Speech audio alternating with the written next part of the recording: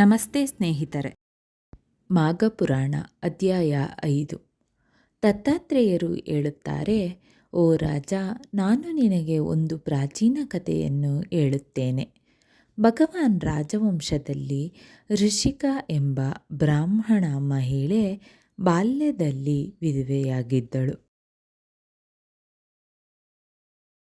ಅವಳು ರೇವಾ ನದಿಯ ದಡದಲ್ಲಿರುವ ವಿಂಧ್ಯಾಚಲ ಪರ್ವತದ ಬುಡದಲ್ಲಿ ತಪಸ್ಸು ಮಾಡಲು ಪ್ರಾರಂಭಿಸಿದಳು. ಅವಳು ಧೈರ್ಯಶಾಲಿ ಮಹಿಳೆ, ಸತ್ಯವಂತ, ಸೌಮ್ಯ, ಉದಾರಿ ಮತ್ತು ತಪಸ್ಸಿನ ಮೂಲಕ ತನ್ನ ದೇಹವನ್ನು ಶುದ್ಧೀಕರಿಸಿದಳು. ಬೆಂಕಿಯಲ್ಲಿ ನೈವೇದ್ಯಗಳನ್ನು ಅರ್ಪಿಸಿದ ನಂತರ ತಿಂಗಳ 6ನೇ ದಿನದಂದು ಅವಳು ಊಟ ಮಾಡಿದಳು. ಅವಳು ತೊಗಟೆಯ ಬಟ್ಟೆಗಳನ್ನು ಧರಿಸಿ ಸಂತೃಪ್ತ ಜೀವನವನ್ನು ನಡೆಸುತ್ತಿದ್ದಳು. ರೇವಾ ಮತ್ತು ಕಾಶ್ಮಲ ನದಿಗಳ ಸಂಗಮದಲ್ಲಿ ಮಾಘ ಮಾಸದಲ್ಲಿ 60 ಬಾರಿ ಸ್ನಾನ ಮಾಡಿ ನಂತರ ಅಲ್ಲಿಯೇ ಮರಣ ಹೊಂದಿದ್ದಳು. ಮಾಘ ಮಾಸದಲ್ಲಿ ಸರಳವಾಗಿ ಸ್ನಾನ ಮಾಡುವ ಮೂಲಕ ಅವಳು ವಿಷ್ಣು ಲೋಕದಲ್ಲಿ 4000 ವರ್ಷಗಳ ಕಾಲ ವಾಸಿಸುತ್ತಿದ್ದ ಸದುನ್ ಮತ್ತು ಉಪಸದುನ್ ಎಂಬ ರಾಕ್ಷಸರನ್ನು ನಾಶ ಮಾಡಲು ಬ್ರಹ್ಮನಿಂದ ತತಿಲೋತ್ತಮ ಎಂಬ ಅಪ್ಸರೆಯಾಗಿ ಬ್ರಹ್ಮಲೋಕದಲ್ಲಿ ಜನಿಸಿದಳು.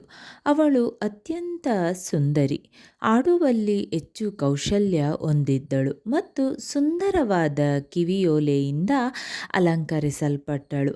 ಬ್ರಹ್ಮ ಕೂಡ ಅವಳ ಸೌಂದರ್ಯ, ಯೌವನ ಮತ್ತು ಕೃಪೆಯಿಂದ ಆಶ್ಚರ್ಯಚಕಿತನಾದನು. ಆ ತತ್ಲೋತ್ತಮನು ರೇವಾ ನದಿಯ ಪವಿತ್ರ ನೀರಿನಲ್ಲಿ ಸ್ನಾನ ಮಾಡಿದ ನಂತರ ಕಾಡಿನಲ್ಲಿ ಕುಳಿತಿದ್ದ ಸುದುನ್ ಮತ್ತು ಉಪಸುದುನ್ ಸೈನಿಕರು ಚಂದ್ರನಂತಹ ಆ ಸುಂದರ ಮಹಿಳೆಯನ್ನು ನೋಡಿ ಅವಳ ಸೌಂದರ್ಯವನ್ನು ತಮ್ಮ ರಾಜರಾದ ಸುದುನ್ ಮತ್ತು ಉಪಸುದುನ್ಗಳಿಗೆ ವಿವರಿಸುತ್ತಾ, ಮನ್ಮಥನನ್ನು ನಾಚಿಕೆಪಡಿಸುವಷ್ಟು ಸುಂದರ ಮಹಿಳೆಯನ್ನು ನಾವು ಎಂದಿಗೂ ನೋಡಿಲ್ಲ. ನೀವು ಸಹ ಅವಳನ್ನು ನೋಡಲು ಹೋಗಬೇಕು ಎಂದು ಹೇಳಿದರು. ನಂತರ ಮಾದರನ ಪಾತ್ರೆಗಳನ್ನು ಇರಿಸಿ ಅವರು ಸದುರಿ ಕುಳಿತಿದ್ದ ಸ್ಥಳಕ್ಕೆ ಬಂದರು. ಮಾದರ ಪಾನೀಯದಿಂದ ತುಂಬಿ ಅವರು ಲೈಂಗಿಕ ಸಂಭೋಗದಿಂದ ಪೀಡಿಸಲ್ಪಟ್ಟರು. ಆ ಸ್ತ್ರೀ ರತ್ನವನ್ನು ಪಡೆಯಲು ಅವರು ತಮ್ಮೊಳಗೆ ವಾದಿಸಿದರು ಮತ್ತು ನಂತರ ತಮ್ಮೊಳಗೆ ಜಗಳವಾಡುವುದು ಅಲ್ಲಿಗೆ ಕೊನೆಗೊಂಡಿತು.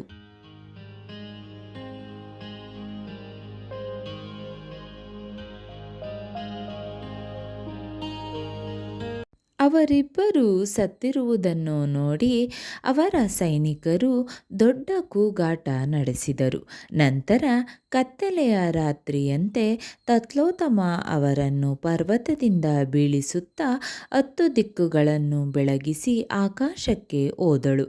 ದೈವಿಕ ಕಾರ್ಯವನ್ನು ಪೂರೈಸಿದ ನಂತರ ಅವಳು ಬ್ರಹ್ಮನ ಮುಂದೆ ಬಂದಳು. ಬ್ರಹ್ಮ ಸಂತೋಷದಿಂದ ಹೇಳಿದನು, ಓ ಚಂದ್ರವತಿ, ನಾನು ನಿನಗೆ ಸೂರ್ಯನ ರಥದಲ್ಲಿ ಸ್ಥಾನ ನೀಡಿದ್ದೇನೆ. ಸೂರ್ಯನು ಆಕಾಶದಲ್ಲಿ ಸ್ಥಾಪನೆಯಾಗುವವರೆಗೆ ವಿವಿಧ ರೀತಿಯ ಆನಂದಗಳನ್ನು ಆನಂದಿಸು.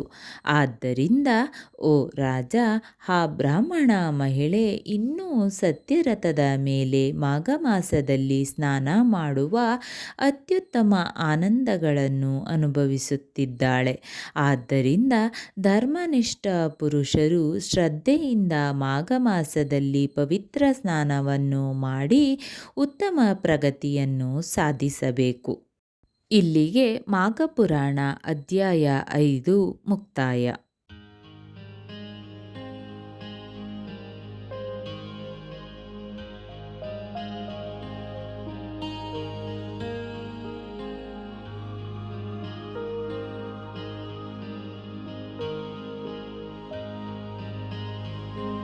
ಸ್ನೇಹಿತರೆ, ಈ ವಿಡಿಯೋ ಇಷ್ಟವಾದಲ್ಲಿ ಲೈಕ್, ಶೇರ್ ಆ್ಯಂಡ್ ಕಾಮೆಂಟ್ ಮಾಡಿ. ಮುಂದಿನ ವಿಡಿಯೋಸ್ಗಳಿಗಾಗಿ ಚಾನಲ್ ಅನ್ನು ಸಬ್ಸ್ಕ್ರೈಬ್ ಮಾಡಿ. ಧನ್ಯವಾದಗಳು.